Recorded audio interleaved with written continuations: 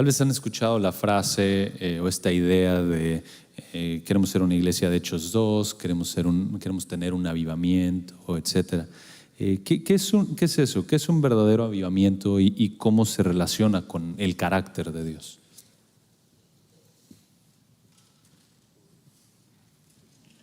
El que habló de Jonás. David, tú predicaste de Jonás. Me tocó. Un avivamiento creo que está directamente relacionado con la fidelidad a las Escrituras. O sea, allá donde no haya la palabra no puede haber un avivamiento, ¿no? Y un avivamiento en sí significa un acercamiento al Señor. Vemos los avivamientos a lo largo de la historia y en la historia bíblica, ¿no? Se abren las Escrituras, se leen, el pueblo confiesa su pecado, hay un acercamiento, una confesión de pecado y un acercamiento, es una búsqueda de la santidad. Entonces el Señor renueva esa savia en su pueblo, pero es un redescubrimiento de la verdad a través de la palabra revelada de Dios. Creo que podemos alejarnos de otros conceptos de avivamiento que pueden ser puramente emocionales o puramente activistas, ¿no? Es cierto que la palabra va a producir en mí emociones santas. La vida cristiana no está desvinculada de la emoción. Hay unos afectos religiosos, ¿no? Pero es la verdad de la palabra la que va a estimular esos afectos.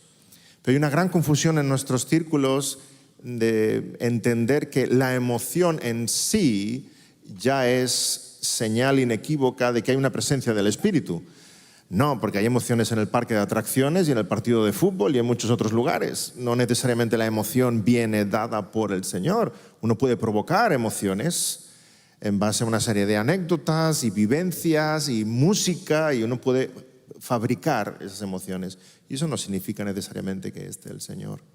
Un verdadero avivamiento tiene su raíz en la palabra, en el redescubrimiento de la verdad, por tanto en la confesión de los pecados y en un acercamiento al Dios vivo.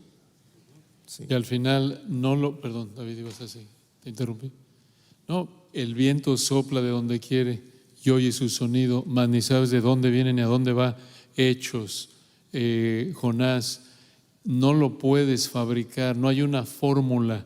Es el Señor el que decide, el Espíritu Santo perfecto, bendito, decide, voy a hacer nacer de nuevo a esta persona, siempre a través de la palabra. Él de su voluntad nos hizo nacer por la palabra de verdad. Nuestra responsabilidad es predicar, orar, vivir vidas que respalden lo que predicamos, pero al final el único que decide a quién salva a través de la palabra, cuántos, a través de qué iglesia, en qué lugar del mundo, en qué época, es el Señor. Solo el Señor es el que decide, Él es soberano. Es interesante que en el Salmo 119, que es el salmo que más habla sobre la palabra, que creo yo que es el ruego que más repite, es avívame, avívame, Señor. Y dice, avívame conforme a tu palabra, conforme a tu verdad. Y también en la Biblia, cuando vemos en tiempos de Esdras, y aún en Hechos 2, y aún en Jonás, siempre que hay un avivamiento, hay como una profunda convicción de pecado en las personas. Como dice David, no es todo emociones, es primero que todo una sensación de quebranto por ver que uno, justamente comprender, relacionado con este tema, ¿no? ¿Quién es Dios y dónde estoy yo en esa relación? Y me siento que me va a matar, digamos, ¿no? Y ahí comienza verdaderamente un deseo de acercarse a Dios, pero siempre comenzando con el arrepentimiento y no solo con ruido, bullicio o emociones, ¿no? Sí, o sea, no podemos producir un avivamiento, el Señor es soberano, pero sí habrá fruto objetivo de un verdadero avivamiento. O sea, habrá arrepentimiento, ¿no? Cuando la palabra se predica, que es no algo meramente emocional, es un cambio de conducta, ¿no? Y habrá adoración a Jesús. Creo que serían los dos ingredientes básicos de un verdadero avivamiento, de que por medio de la palabra predicada el Espíritu Santo produce arrepentimiento y produce adoración hacia el Señor Jesús. Si esas cosas no están presentes, no es un avivamiento que el Espíritu Santo está provocando, porque en base al trabajo del Espíritu Santo que Jesucristo explica en el discurso del aposento alto, el ministerio del Espíritu Santo es precisamente traer convicción de pecado, arrepentimiento y exaltar a Jesucristo.